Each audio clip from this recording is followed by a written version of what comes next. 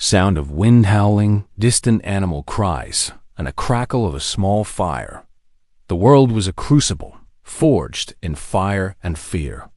6.4 million years ago, every shadow hid a hunter, every whisper a warning.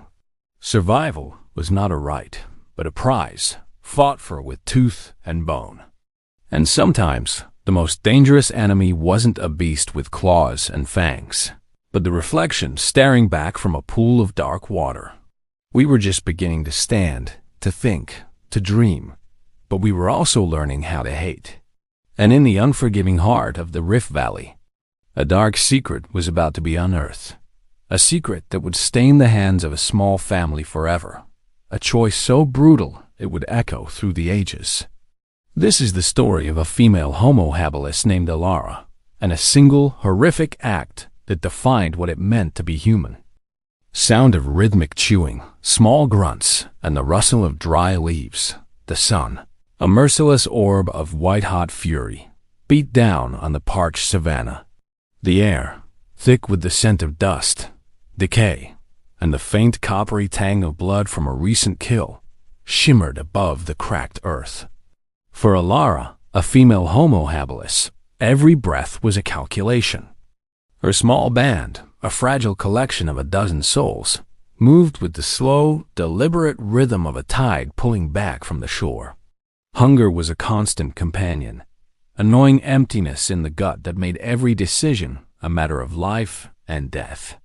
The forest, a distant, verdant promise on the horizon, seemed to mock them, its lush canopy hiding a wealth of food and an equal measure of danger. They were trapped between two worlds: the open, exposed grassland where predators hunted with patient, silent cruelty, and the dense jungle where unseen terrors lurked. Alara's son, Kale, a boy with wide, curious eyes and a spirit too big for his small frame, whimpered softly. His stomach ached. They had been surviving on scraps for weeks, a few tough roots, a handful of bitter berries, and the bones from a carcass a pack of hyenas had left behind. Alara held him close, his small body a fragile warmth against her.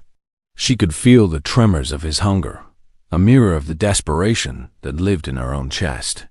The men of the group, led by her mate, a strong but increasingly weary male named Jorn, were restless. They spoke in low grunts and urgent hand gestures, their eyes scanning the horizon for any sign of hope or danger. Their tools, crude stones sharpened on one edge, were their only defense against a world built to tear them apart. A storm was brewing, not just in the bruised purple clouds gathering on the horizon, but within the group itself. The unspoken tension was a tangible thing, a heavy cloak draped over them all. The young ones, too weak to keep up, were a liability. The old ones, their bodies failing, were a burden. Alara saw the way the others looked at her mother, an old female named Lyra, her joints swollen and her movements slow. The look was not one of malice, but of a brutal, cold logic. The resources were dwindling. Every extra mouth was another step closer to the end. The group had to make a choice, a terrible one, that had been whispered in the dark corners of their small campfires for generations. "We must find food," Jorn grunted, his voice a low, gravelly rumble. He pointed to the thick brush near the riverbed, a place they usually avoided. "There are eggs there, and small prey." A few of the other men nodded, their faces grim, but Alara knew the risk.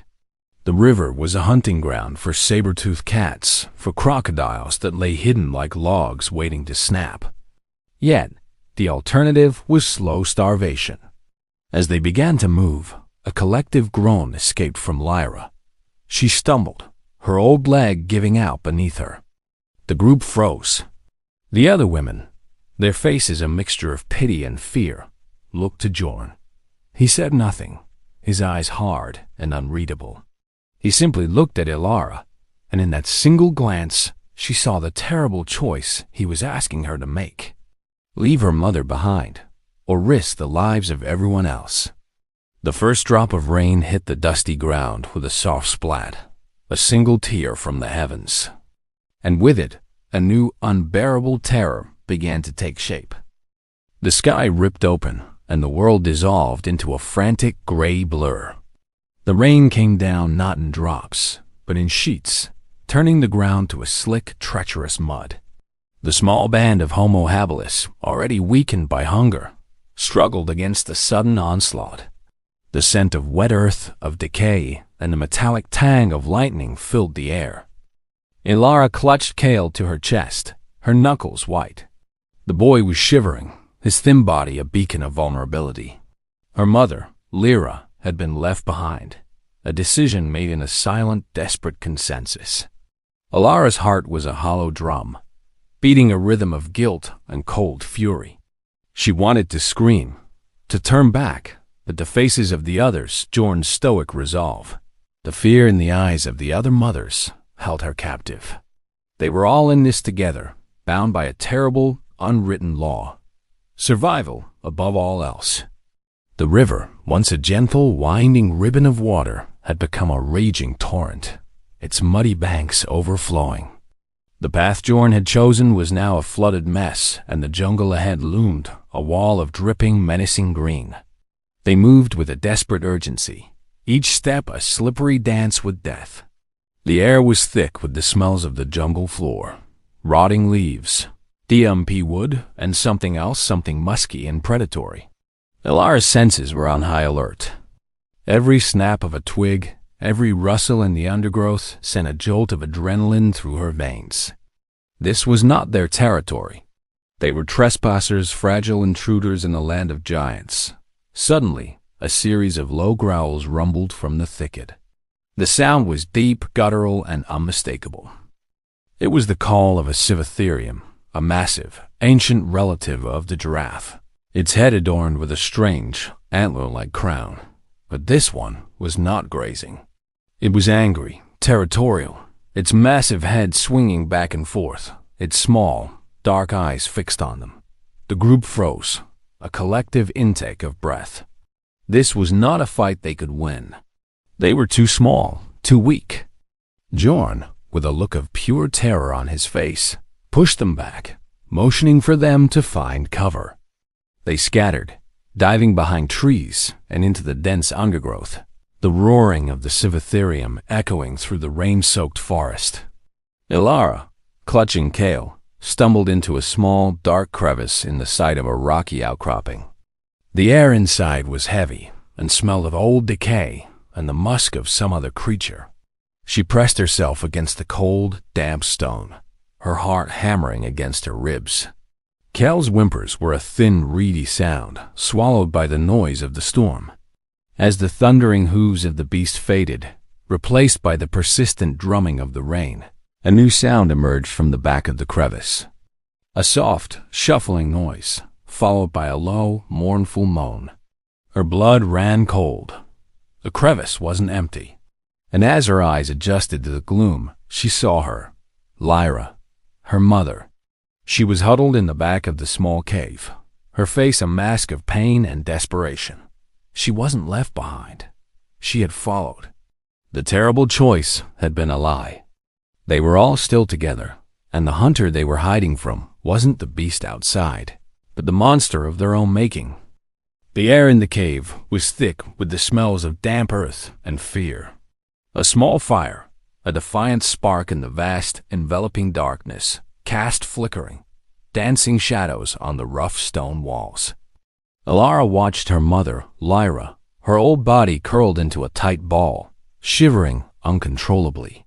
The journey through the storm had taken its toll, and now they were trapped. Not just by the elements outside, but by a chilling, unspoken truth inside.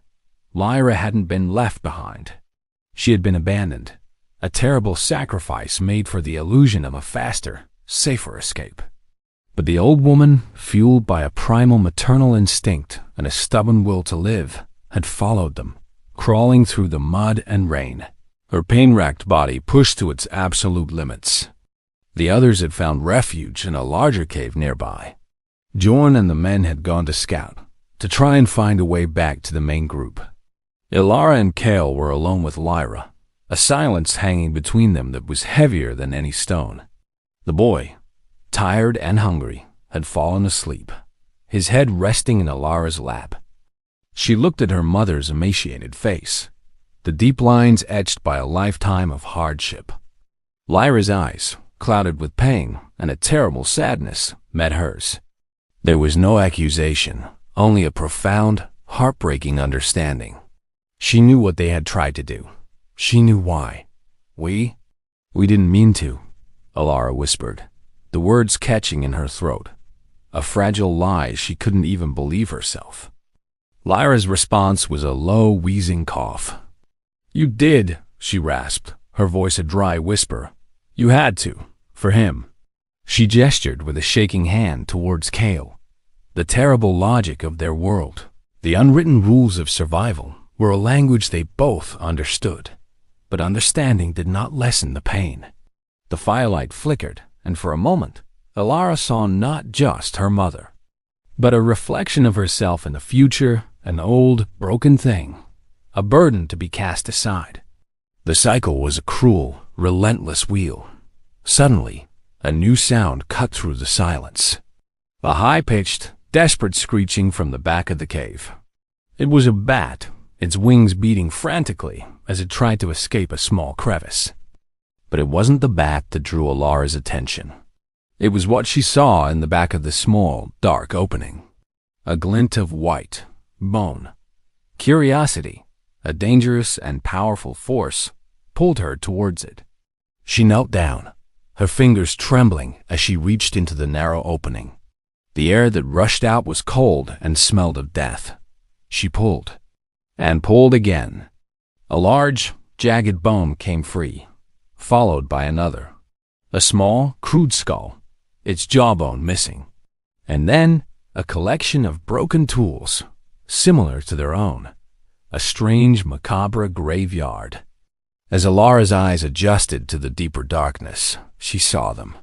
More bones. A small pile of them, arranged in a deliberate pattern. And on the wall, carved into the stone with a sharp rock, were crude, primitive drawings. Not of animals, but of stick figures. Of a family. A group of them, running. And another figure, alone. And then, a final, horrifying image. One stick figure holding a bone, standing over another fallen one. The realization hit her like a physical blow. This wasn't a natural cave. It was a tomb. A warning. And the chilling message was one she was already living. The ancestors of their kind had faced this same brutal choice. And they had made the same terrible decision. The hunter was not just the world outside. The hunter was them. The men returned, their faces streaked with mud and exhaustion, their eyes wide with a mixture of fear and triumph. They had found something, a source of food. A dead animal, a large herbivore, caught in a flash flood and now tangled in a thicket of vines. It was a feast, a miracle, a reprieve from the endless, gnawing hunger. The mood in the group shifted from despair to a frantic, almost delirious joy. But a new problem arose. The carcass was too large, too heavy to move. They would have to stay near the riverbed, exposed to predators, to butcher the meat and carry what they could back to the relative safety of the larger cave. Jorn, his face grim, gave the orders. The men would go first, with the young ones and a few of the able-bodied women. The rest, including Alara and her mother, would follow, protected by one of the younger men, a strong but untested boy named Uwe. Alara, her mind still reeling from the terrifying discovery in the small cave, felt a cold dread seep into her bones. She looked at Jorn, her eyes silently pleading with him. He avoided her gaze, a deep shame written on his face. He knew what she had found, the drawing on the wall, the bone pile, the ancient blood-soaked history of their kind. He knew what he was asking of her, to leave Lyra again, this time with an accomplice. "We must go now," Jorn said, his voice hard, his eyes fixed on the entrance of the cave. "The sky is clearing. The predators will be out." Alara said nothing. She simply moved to her mother's side. Lyra, her body trembling, was barely able to stand. Ule, the young boy assigned to them, looked away, his face a mask of discomfort. He was a good boy, a kind one, but he was also a product of his world. The law of survival was ingrained in him, a primal command. He would do what he had to do. He would leave her. Alara knew it as surely as she knew the sun would rise again. But this time, she wouldn't let it happen. She would not let the ancient, horrifying cycle repeat itself. As the main group disappeared into the tree line, their excited grunts and shouts fading into the distance, a silence descended upon the small cave. It was a silence filled with unspoken truths and a terrible tension. Alara helped her mother to stand, her hands shaking as she held the old woman's fragile body. Lyra looked at her, and in her eyes, Alara saw not just pain, but a deep, sorrowful resignation. She had given up. She had accepted her fate, but Alara hadn't. "We will follow," Alara said to Ule, her voice low and firm. She clutched the small, sharpened stone tool she had been using to dig for roots. Her grip was tight, her knuckles white. Ule nodded, his eyes on the path ahead. He was a child, really, a young man who had seen too much death and hunger. He was not a monster. He was simply a product of his time, of his world. And that made what she was about to do all the more terrible. As Ule turned to lead the way, his back a small, fragile target, Alara raised her hand, the stone cold and heavy in her palm. The choice was not about leaving her mother anymore. It was about choosing a different path. A path not carved in blood and bone, but to get there, she had to break the cycle. And to do that, she had to commit the very act she was trying to prevent. The world fell into a stunned, horrified silence. The only sound was the frantic drumming of Alara's own heart, a violent, panicked rhythm against her ribs. Ule lay on the ground, his body limp, a small, dark stain spreading on the wet earth beneath his head. The stone tool, slick and heavy in her hand, had been a perfect, brutal weapon. It had been quick, cleaner than she had expected. But the horror was still a living, breathing thing, a weight pressing down on her chest, suffocating her. She had killed one of her own, a young, innocent boy who had done nothing but follow the orders of his leader. The blood on her hands was not from a hunt, not from a struggle for survival against a beast. It was human. It was her own. Lyra, her eyes wide with shock, stumbled back, a low, keening sound escaping her throat. "What have you done?" She rasped, her voice a mix of terror and disbelief. "I had to," Alara whispered, the words a jagged, broken mess. "I had to stop it. The cycle, the fear, the killing." Her voice rose, becoming a frantic, desperate plea. "We were not meant to kill our own. Not like this. Not for survival." But the words felt hollow, a flimsy excuse for a monstrous act. She looked at Yule's still face, the boy's eyes open and empty, staring up at the gray sky. He had been a scapegoat, a sacrifice. She had not broken the cycle. She had simply become another link in the chain.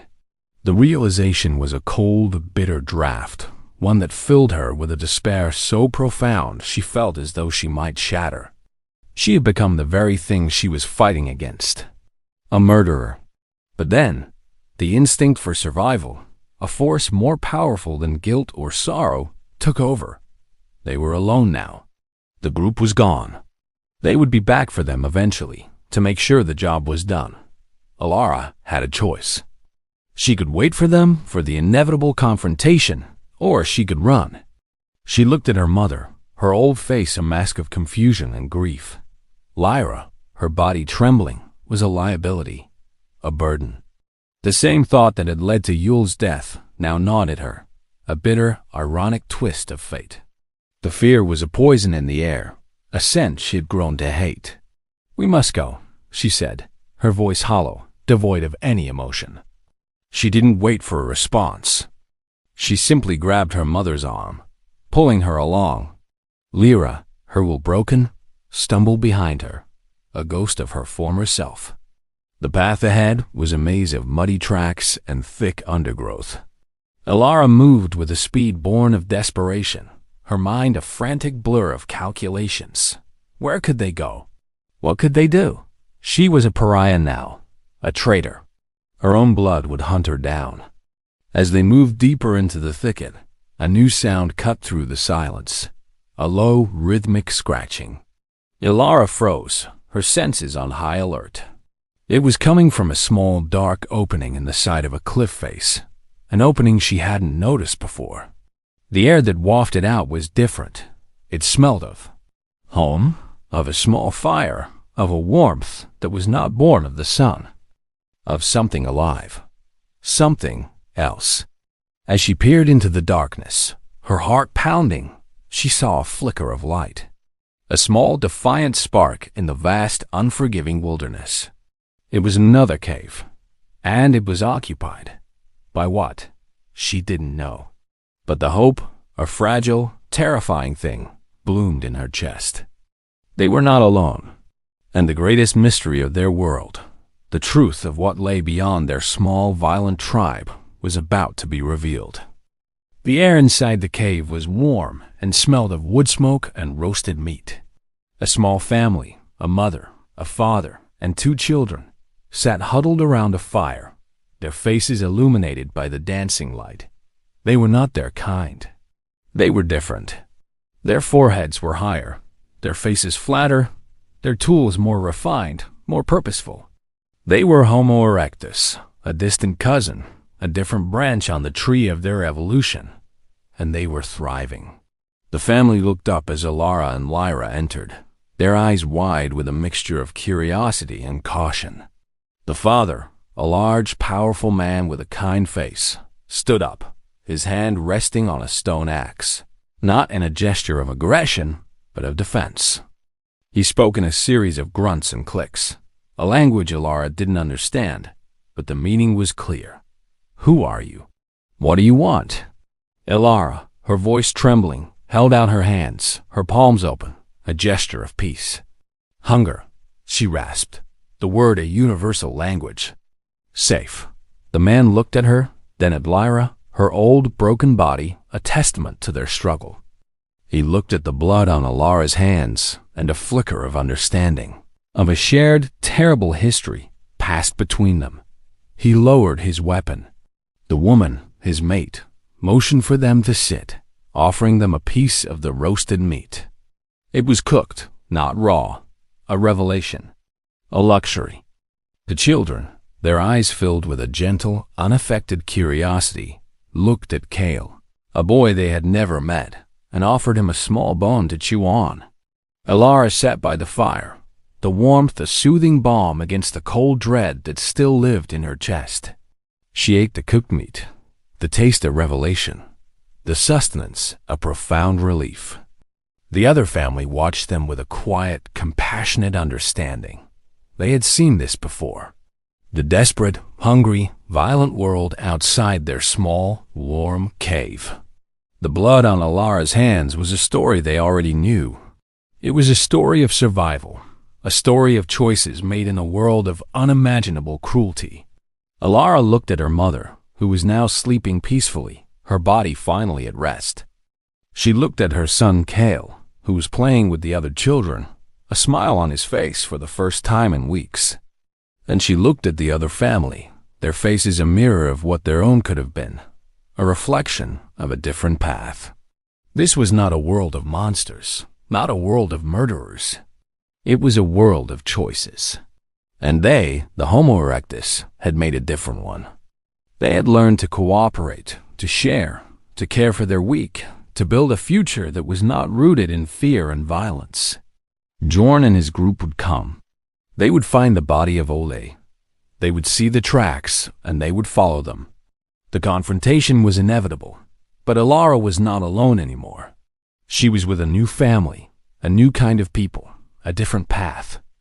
The murder she had committed, the terrible act she had performed to break the cycle, had instead led her to this. To a new beginning. She didn't know what the future held. She didn't know if they would fight, if they would run, or if they would find a way to live together. But as she watched the firelight dance in the eyes of the Homo erectus family, she knew one thing for certain. The dark, brutal secret of their past was not the end of their story. It was just the beginning of a new one, a beginning that would redefine what it truly meant to be human.